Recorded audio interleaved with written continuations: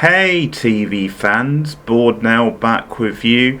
It's blistering hot in the UK. In fact, it's bloody hot. It's a bloody heat wave. I keep saying bloody for some reason. So it's fitting then today I'm reviewing the Roswell episode Heat Wave from the first season, season 1, episode 9. By the way, before I dive into the video, is it Roswell? Is it Roswell High? Because what's funny is when I grew up watching this in the UK title for a long time was Roswell High. In the credits for the early seasons it was Roswell High as well. So it makes me think it was a US thing, and later on they just shortened it to Roswell. I think after season 1 they pretty much leave high school, so it might be that. Or then they just wanted to move away from it, just feeling like they were just a high school type show. Before I get into this review, which is part of my summer season 2026, there's a whole load of extra movie and TV reviews as part of that season. If you want to help out the channel and keep this content coming, then like this video, subscribe if you are new to the channel, and also leave a comment about this review and about the episode I'm talking about. That would be great. That's the nice and free and easy way to help me out. Off with some basics. This episode originally aired on December the 1st, 1999, which is a nice tie-in because they make reference to it in the episode, how the episode is taking place in December. Director is Patrick R. Norris.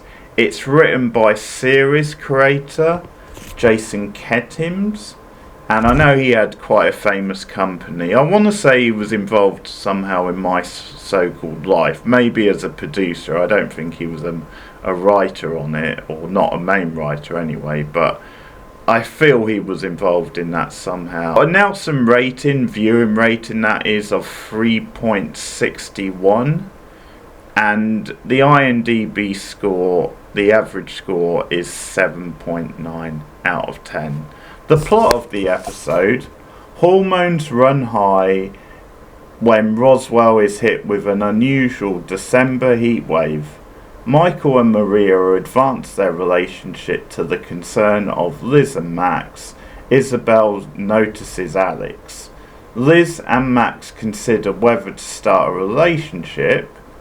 With the fallout from the Agent Chabelsky situation causing a further rift between Alex and Liz, they are arrested at a party, with Liz having to decide if she tells him the truth about Max, Isabel and Michael, or risk Alex going to Valente. Roswell, in case you don't know what it is, was a late 90s, early 2000s teen meets sci-fi setup. So these aliens appear in Roswell, New Mexico, and masquerade as humans. They can take on, they do take on human form and blend in. But there's an incident in the diner in the pilot episode of the show where a local girl, Liz, who works in the diner, is shot, and Max, one of the aliens, takes it upon himself to save her life because he has healing powers, and that puts their whole existence in jeopardy. And from there you get a lot of drama where Max and Liz have this connection. There's other connections between various members of the human group, including Liz's best friend Maria and also Alex and the aliens. And you get lots of mythology building throughout the 3 seasons of the show. I do have quite a lot of nostalgia for this. It was a cozy after school watch for me. I remember also taping it onto VHS tapes and marking the labels. Those were the days. I even got some damn pocketbooks. Look at this. This is a throwback. There we got. They're even numbered, so that's Seeker, or The Seeker, with Michael and Maria on the front. It's got the main cast on the back. You also have The Wild One, so very dark and mysterious. I do like that with the goth makeup that Isabel has, which she wore in the pilot episode of the show, I think. And also, so this is I thought they were. Oh, they are numbered. This is number 1, The Outsider. I may do a bit of a read for bonus content of those, but yeah, it's a real throwback, and having that after school feel of me watching it at that time, that just feels about right, because it was a cozy little teenage show for the era. It's not really challenging you that much overall. It probably was quite unique just because you had the aliens taking on human form, and then you get to use their existence and their like mythology with like the coming of age stuff, and can you have this thing, how much is it risking their existence. The only thing I can think of is a little bit it does take after the John Carpenter film Starman from the 80s, starring Jeff Bridges and Karen Allen. So that in that film you did have Bridges' character crash to Earth, but he did take on human form. That's the only other thing before. I'm sure there must have been other things, but I guess this is putting the teenage kind of twist on it. There's definitely parts of it that I dated. There's definitely some cringe stuff and some stuff where when I rewatched it years later, that didn't hold up as much as I hope. But it probably holds up okay, I would say, for a late 90s, early 2000s teen show, and if you just accept it on its terms for what it is. At times the character writing and storytelling is pretty solid for a show of its era and its kind. It has a very good pilot, actually, one of the more underrated pilots, I would say. Season 3, it really became a bit of a train wreck by the end, partly because they knew the show was getting cancelled at that point, so I can't recommend the 3rd season, but there's plenty to enjoy for the right audience in the first 2 seasons. Ray Appleby, one of my early crushes on TV as the cute, feisty Liz, the girl next door. Her and Maria, the best friend, have quite a nice best friend dynamic, back and forth. You get some good banter between them. They feel like quite natural, like they're there for each other, but they also have their little quirks back and forth which make them fun. Maria's quite a fun comedic character. Supporting cast wise, you've got William Sadler. Don't at me, people, but people damn sure know him best for the Tales from the Crypt pilot, for example, or the Grim Reaper himself in Bill and Ted's Bogus Journey. Excellent. King or a little street sweeper, but sooner or later you dance with the Reaper. With your bed Yes, some people might also know him from Oscar-nominated films like The Shawshank Redemption, The Green Mile, and also The President in the MCU. This guy has pretty much done it all. He's a great character actor. Very diverse actor. He also has a really good part in Star Trek Deep Space Nine, is another role of his I enjoyed. And he is Mr. Reliable, he has that type feel.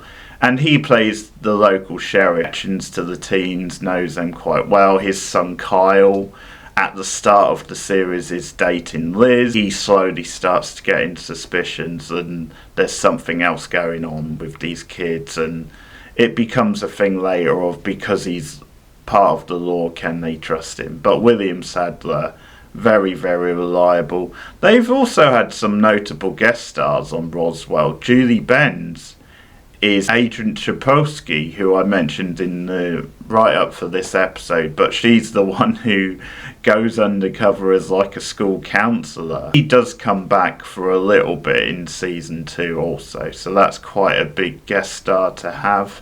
Richard Schiff from The West Wing, I remember popping up in 1 or 2 episodes in smaller roles, and a pre-lost Emily Del Raven, who becomes quite a big recurring character in season 2 and then a little bit in the final season. And how cool is this? Because just for the sci-fi cred, Jonathan Frakes himself is involved. I think he's a producer, but he does direct 1 or 2 episodes of the show, and he guest stars. And this is after he grew the beard, indeed. Appleby, as I said, a big crush of mine. She just had everything I wanted at the time. Really pretty and smart. Just my type. I'm just saying, guys. And if you haven't seen it, I really recommend you seeing the satire Unreal starring her and Custis Simmer. Fantastic show. Very underrated. And she's brilliant in it. It's a real coming out for Appleby. Big dramatic role, and she absolutely nails in that series. I love it. This is a big episode at nearly the halfway point of the debut season, and overall it's a bit of a mixed bag. Some things I really like about it, some things I'm not that keen on. It doesn't hold up as well as I thought. There are better episodes in season 1. The opening is kind of goofy, really. To show it's a heat wave, Liz has cravings. I mean, she's going to that damn fridge. She's craving the taste of a donut.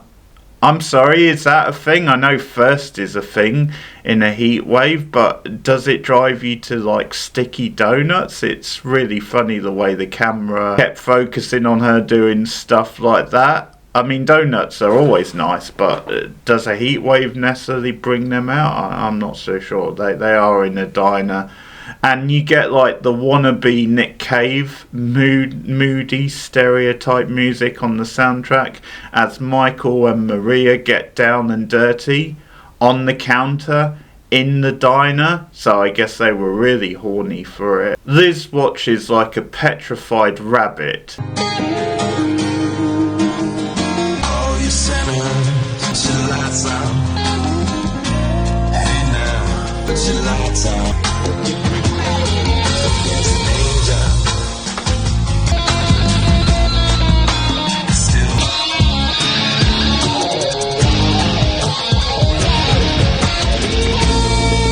According to Liz's diary, everyone except her is expanding as a result of the heat wave, which is a weird way to put it, but never mind.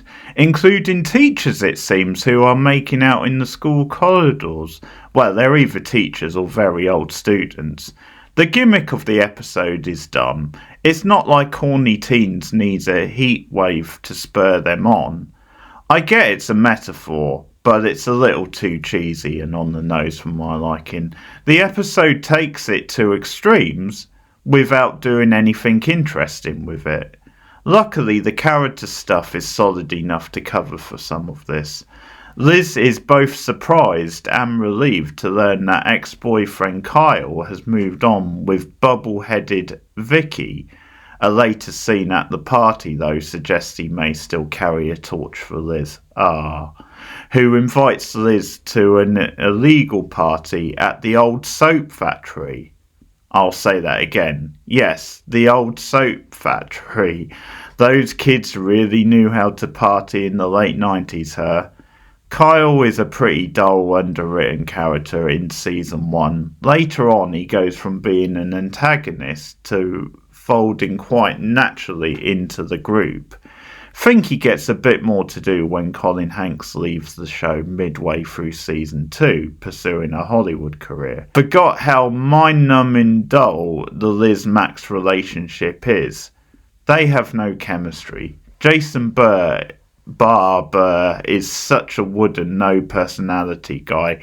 Even as an alien, he's still tedious to sit through. Max and Liz gazing into each other's eyes and mumbling things just doesn't do it for me. On a rewatch, how naive I was at the time, because I was kind of into it. Max is just a typical clean-cut, goofy, goody two-shoes character that you saw a lot of in this era. The trope of they're about to kiss, but someone interrupts them is annoying. Appleby is better, of course, but still a little one note. She was very young at this point. I think for a lot of the show she's fine and works well for the characters, but when you've got some of the more emotional stuff for her to carry, she's not quite there yet. Max and Liz are better when they get together and things move on. Liz is still one of my all-time TV crushes. Yeah, I've said it enough now, I'll be quiet. She looks great in the party scene, I'll say that. The scene with the slugs when the teacher comes in and asks, "How are you doing with the mating ritual?" Liz replies, "I was doing fine." That's after the teacher walked in on her and Max when they were about to, yes, you've guessed it, kissed. So cringe show, so cringe. This episode also getting into asking, can the aliens risk having normal life / relationships? And the same goes for the human characters. They have to ask themselves, is it too risky getting involved with the aliens? One storyline I do enjoy around this time is the drama with Liz and Alex. It's very relatable that the people who you grow up with as best friends and you get in a group are going to drift apart over time, so it's very much playing on that. In this example, the aliens are the new friends that come in from the outside, and naturally the person who doesn't know them or is in on their secret is going to, because of the impact if Alex does find out or says the wrong thing to Valente, that adds further stakes to the situation, and the debate within the group on if Alex can be trusted also amps up nicely. When it comes to Alex and Liz's tension, I can see both sides. Liz's line about it's not her secret to tell is fair, and she clearly doesn't want to lose his friendship.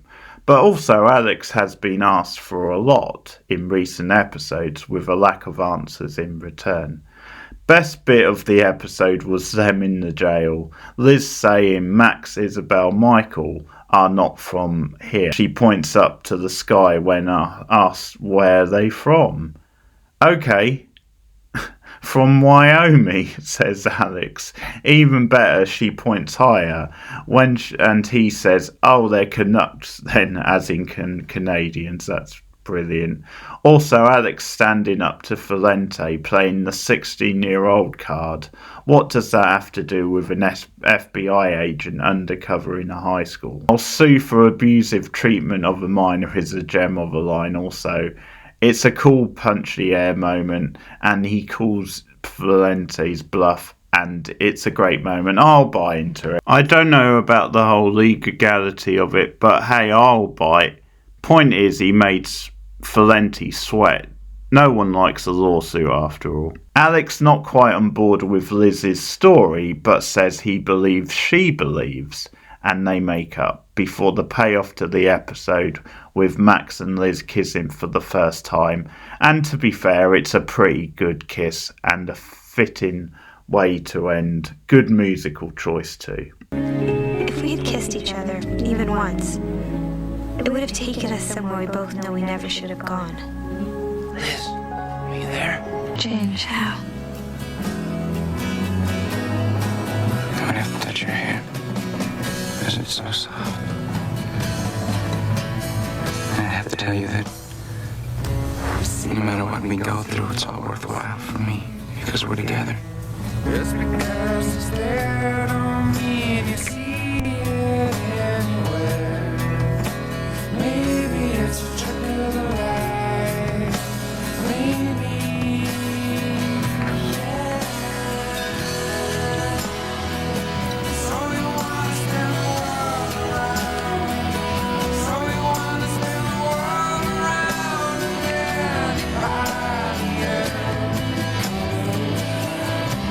We also get more of Isabel's powers in the episode, magically changing Liz's makeup colour, going into Alex's dreams and discovering he loves her.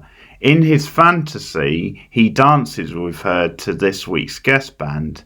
Isabel sees that Alex gets her insecurities. She later tells Max, I have a feeling we can trust this guy. Isabel, played by future rom-com regular Katherine Heigl and Bride of Chucky star. She'd already been in that. Heigl does a solid job. Her comic chops gets underrated, I think, and she's got a pretty good personality. Maria's mum, Amy, bumps into Valente for the first time in years since he arrested her for a protest.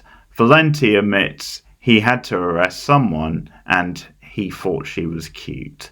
They have fun chemistry, and Amy is one of my favourite supporting characters. Always fun and down to earth. Her and Maria make for a nice mother-daughter combo. My MVP of this episode, I'm going to give it to Alex because it is a big episode for him and he really steps up in the jailhouse scene. Runner-up, I'll give to Amy because I do enjoy her scenes. Least valuable player, I'll give it to Kyle because he's a bit of a nothing presence in the episode. Him trying to make Liz jealous, it's a bit like Max is a runner-up because I do find him incredibly dull and annoying. But I'll give it to Kyle just because he doesn't really have enough of a part in the episode. Scene of the episode, Liz and Alex in the jailhouse for sure. And I'll give the episode 6 out of 10. It's solid enough, fine. It's quite an important episode for the series moving forward. But it does have some quirks that I'm not so keen on. And overall, as I said, the gimmick of the episode isn't that good. But solid enough. There are better episodes in season 1 overall. So that's my thoughts on Roswell Heatwave. This is a special review for the summer season, summer 2026. I'm doing lots of movie reviews and lots of TV reviews, just bonus things. Some of them will be on public YouTube, but others you can find exclusively. And that's patreon.com/boardnow. I'm doing a couple or a few Trek commentaries over on there, for example.